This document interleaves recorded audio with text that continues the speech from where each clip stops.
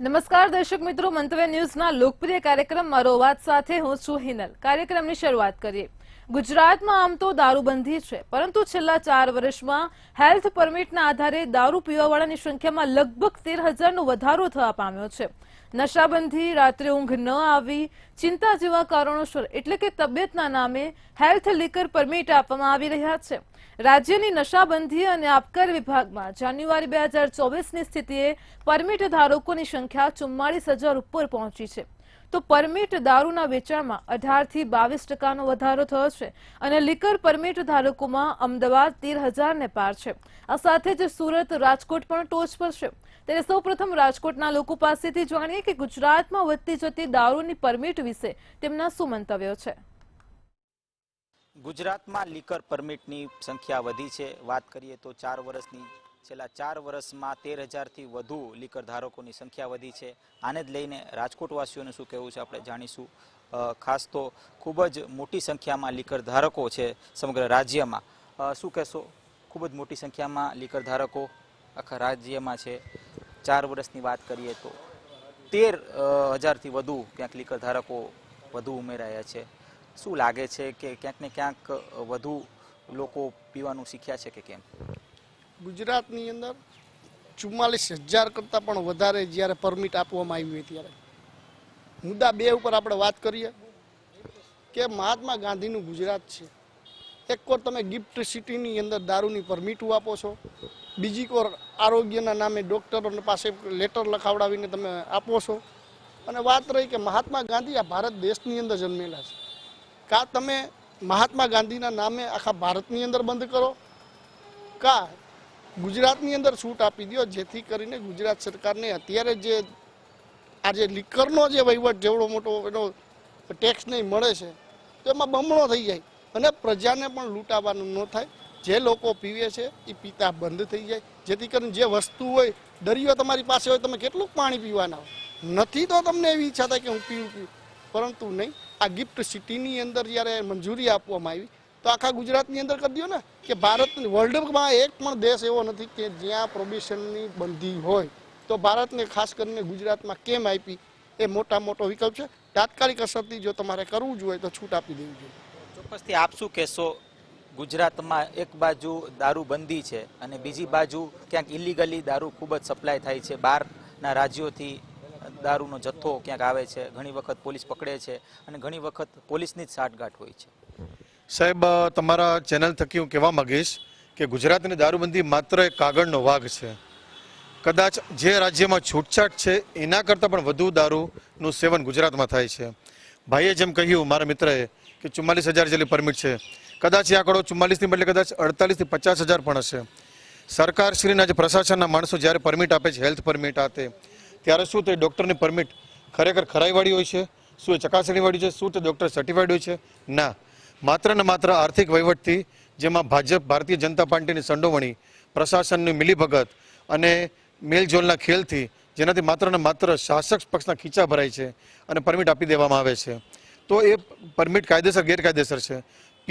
દારૂ પીવાના સેવન કરવાના બહાને જ્યારે સામેવાળો પરમિટ લેવા જાય છે ત્યારે જે કારણ તે બતાવે છે તે માટે તે બીમાર હોતો નથી।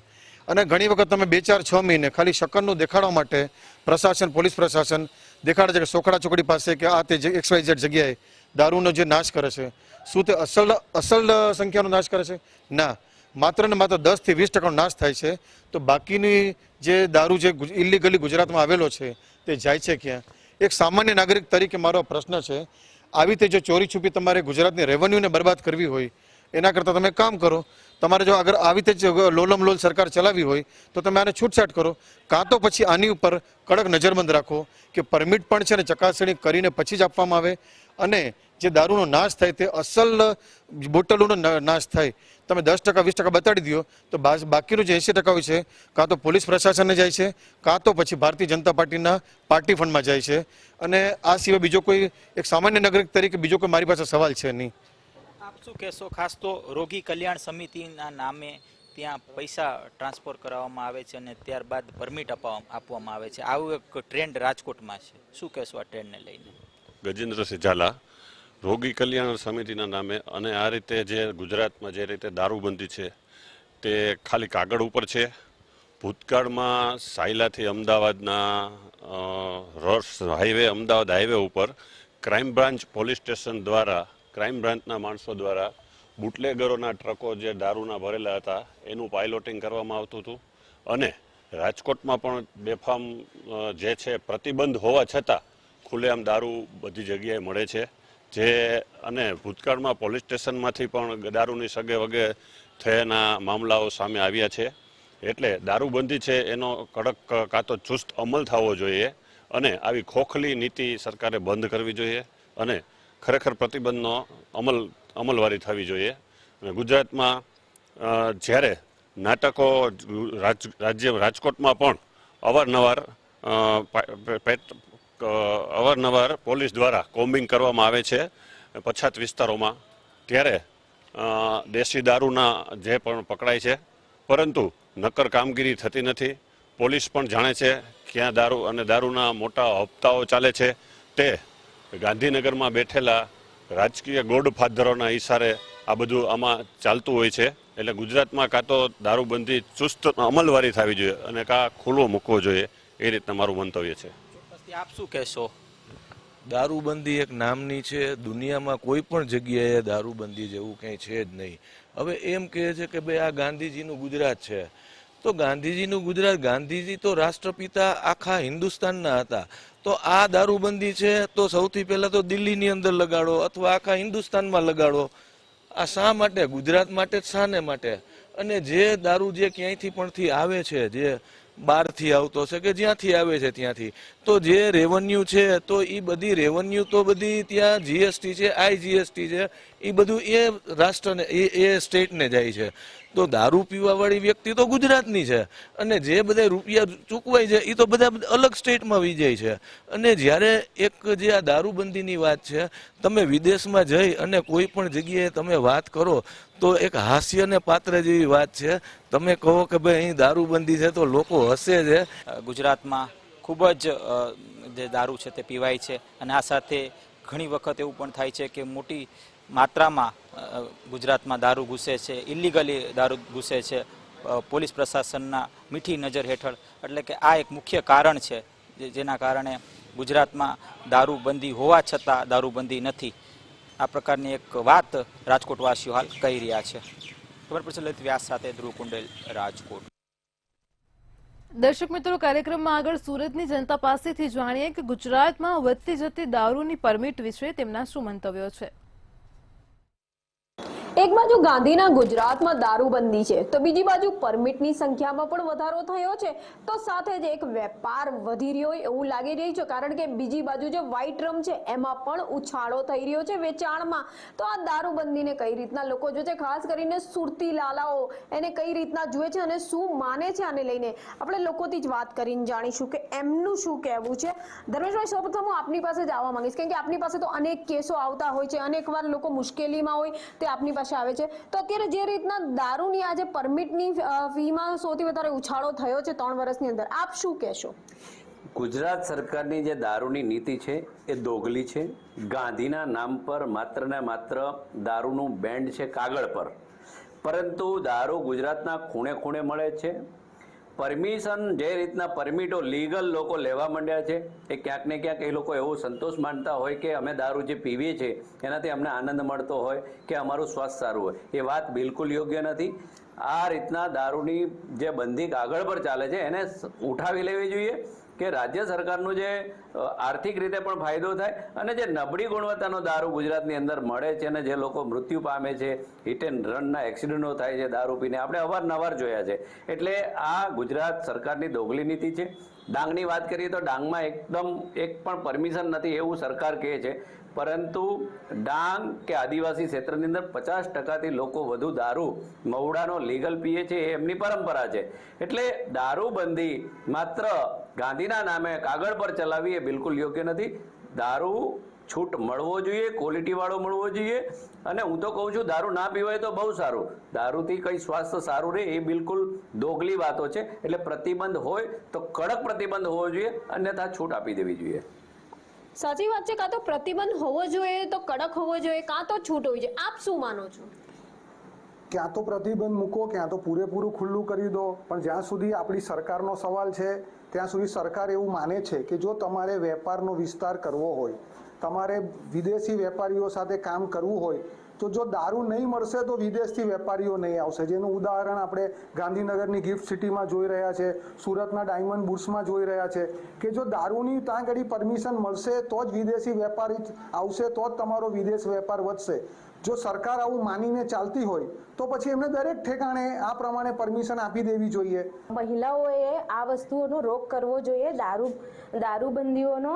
અને બીજું એ કે એનાથી પરિવાર પર વધારે અસર થાય છે, છોકરાઓ પર, મતલબ આગળ બધા ઉપર અસર થાય છે. તો મહિલાઓએ આ વસ્તુ સ્ટોપ કરવી જોઈએ. દારૂ જોવા જઈએ તો આનાથી તો ઘરો તૂટતા હોય છે, નશામાં કેટલીક ઘટનાઓ બનતી હોય છે.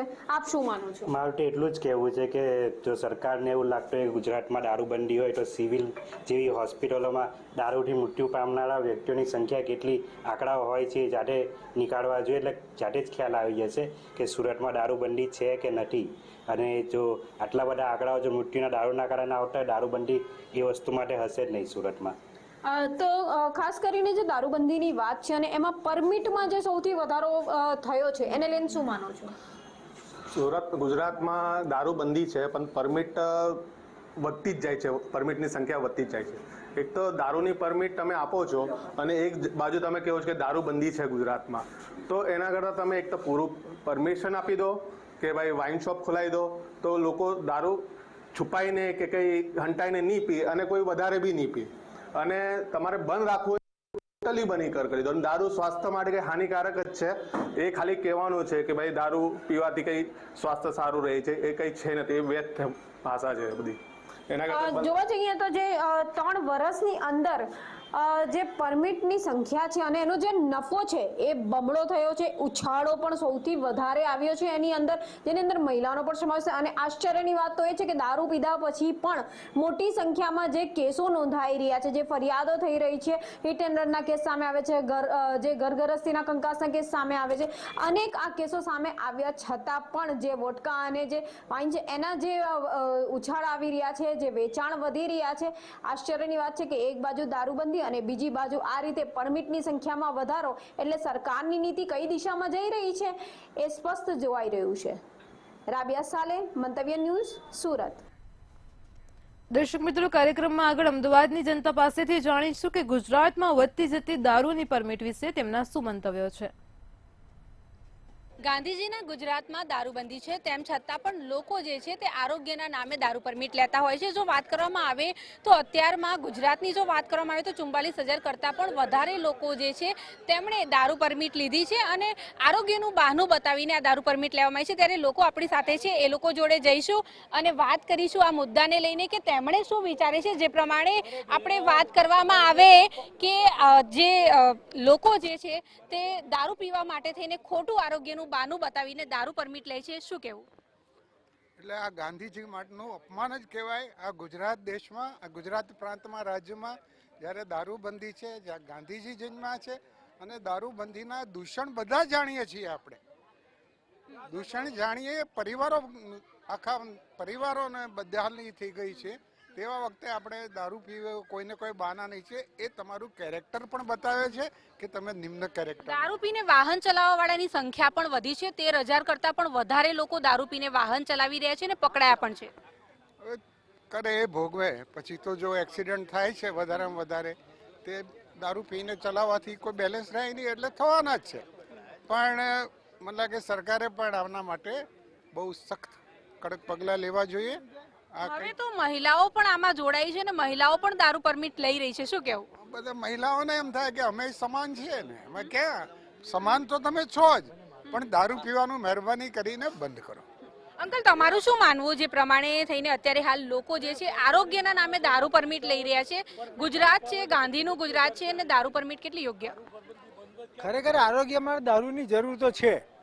આપણે ગુજરાતમાં છીએ એટલે આપણને એમ થાય છે કે દારૂ ના જોઈએ, દારૂ ના પીવો જોઈએ. ખરેખર એવું નથી.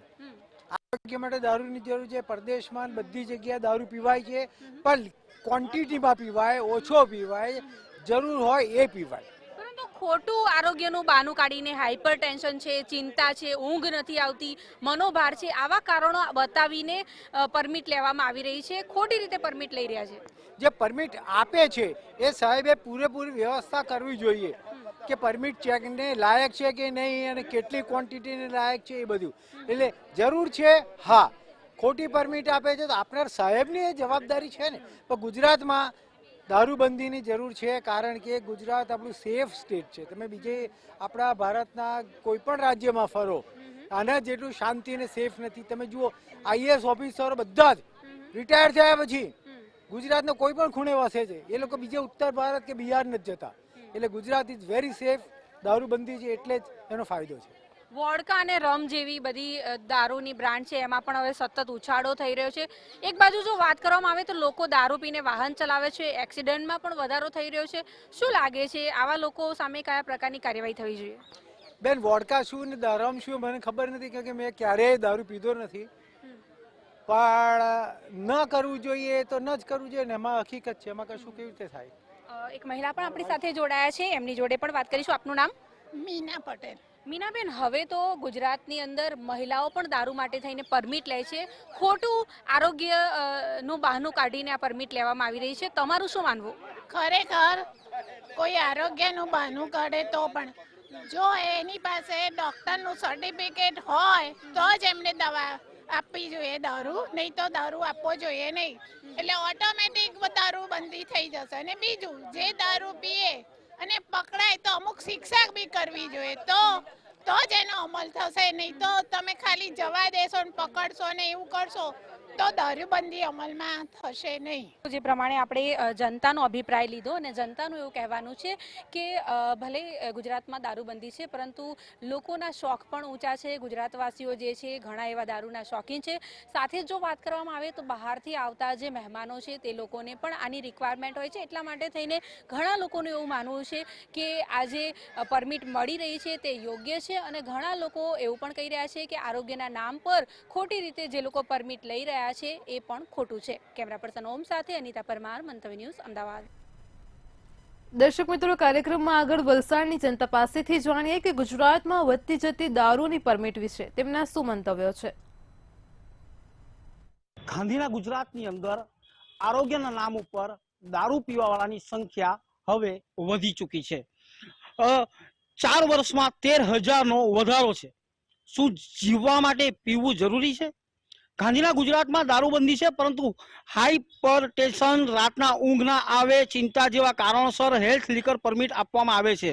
રાજ્યના નશાબંધી અને આબકારી વિભાગમાં હેલ્થ લીકર પરમિટ ધારકોની સંખ્યા 44,000થી પણ ઉપર છે. જ્યારે જાન્યુઆરી 2021ની સ્થિતિમાં આ સંખ્યા 31,510 હતી. લીકર પરમિટ ધારકો અમદાવાદ, સુરત અને રાજકોટમાં છે, જ્યારે ડાંગમાં એક પણ હેલ્થ લીકર પરમિટ ગ્રાહક નથી. એટલે ડાંગમાં એક પણ માણસ શરાબનું સેવન કરતો નથી. સરકારી ચોપડાઓમાં એની પુષ્ટિ છે કારણ કે ગુજરાતમાં શરાબબંધી છે. વોડકા અને વ્હાઇટ રમના વેચાણમાં પણ ઉછાળો છે અને ગાંધીના ગુજરાતની અંદર દારૂબંધી છે. આરોગ્યની અંદર ઘણા લોકો જોવા જઈએ તો રાત્રિના સમયે ઊંઘ ના આવતી હોય અને બીજા બધા કારણોસર લીકરની પરમિટ લઈને દારૂ પીતા હોય છે. સંખ્યામાં વધારો થયો છે. શું કેવું છે આપનું? દારૂની બંધી છે ઘણા અંશે સારું પણ છે, પણ એક રીતે ખરાબ રીતે એ છે કે 2 નંબરમાં લોકો દારૂ પીએ. તદુપરાંત દારૂની જે લાઇસન્સની જે પ્રક્રિયા છે કે સિવિલ સર્જનનું સર્ટિફિકેટ લેવાનું હોય, 3 વર્ષના રિટર્ન આપવાના હોય, પણ એ ગરીબ માણસ હોય જે મહેનત મજૂરી કરતો હોય એના પાસે લાઇસન્સ નથી. સો ઘણીવાર આપણે જોવા જઈએ તો માનવ હનન પણ થાય છે, માનવ અધિકારના હનન, કે મહારાષ્ટ્ર બોર્ડર અને ગુજરાત અહીંયા દારૂ મળે છે પણ ગુજરાતમાં દારૂ પીવાની જે છે તે છૂટ નથી. જેના હિસાબે આપણો પ્રવાસીઓ જે છે, મતલબમાં કે જે આપણા વિદેશથી જે લોકો આવે છે એમના માટે અલગ છૂટછાટ રાખવામાં આવે છે ને ઘણા ભેદભાવ થાય છે. એટલે ગુજરાતમાં રહેતા ઘણા ખરા નાગરિકો અત્યારે તો હાલ લાઇસન્સ માટે પ્રક્રિયા છે, પણ એ પ્રક્રિયા બહુ જ લાંબી છે. માટે કાયદા અને વ્યવસ્થા જાળવવા માટે આમાં જરા છૂટછાટ કરવી પણ જોઈએ અને તેમાં લોકોને સારો દારૂ મળે એની પણ વ્યવસ્થા થાય અને અકસ્માત પણ ન થાય. જે કે દારૂ પીને જે દમણથી લોકો આવે છે, સુરત નવસારીથી જે આવે છે પીને નશામાં ચૂર, તો અહીં ગુજરાતમાં જ જો એમને વ્યવસ્થિત રીતે જો દારૂ વેચાણ સરકાર દ્વારા જો મળવામાં આવે સારી રીતે જો આપવામાં આવે તો ઘણા ખરા અકસ્માતો થતા અટકે. દારૂની છે ને ખરેખર જોવા જાય ને તો ગુજરાતની અંદર છૂટ આપી જ દેવી જોઈએ, કારણ કે રાજસ્થાન કે મહારાષ્ટ્ર કે એમપીમાં કોઈ બી જગ્યા તમે જાઓ તો દારૂની છૂટ છે, તમને એક બી પીધેલો માણસ દેખાય નહીં.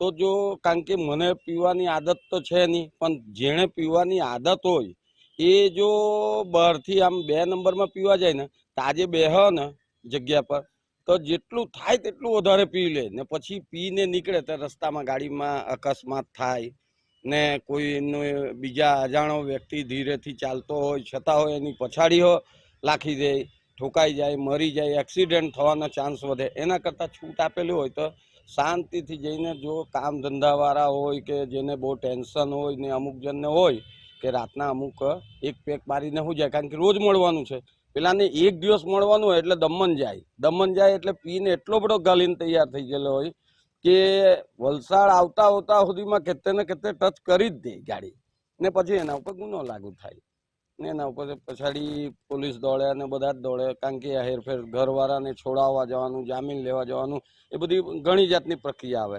એના કરતાં છૂટ આપેલી હોય, અમુક સ્થાન પર જો મળતું હોય, છૂટથી મળતું હોય, લિમિટ હોય, ઉંમર જોઈને વેચવાનું કે 40 વર્ષની ઉંમર થઈ ગયેલી હોય તે લોકો લેવા આવે તે લોકોને આપવાનું.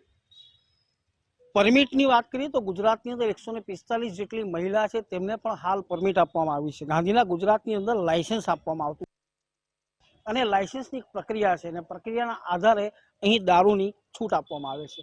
શું લાગે છે, શું કહેવું છે? જોવા જઈએ તો ગાંધી બાપુને બદનામ કરવામાં આવે છે. દારૂની છૂટ 5 સ્ટાર ને 7 સ્ટારમાં છે તો ગુજરાતમાં બધે જ દારૂની છૂટ થઈ જવું જોઈએ, નહીં તો 5 સ્ટાર 7 સ્ટારમાં બી દારૂની છૂટ બંધ થઈ જવું જોઈએ.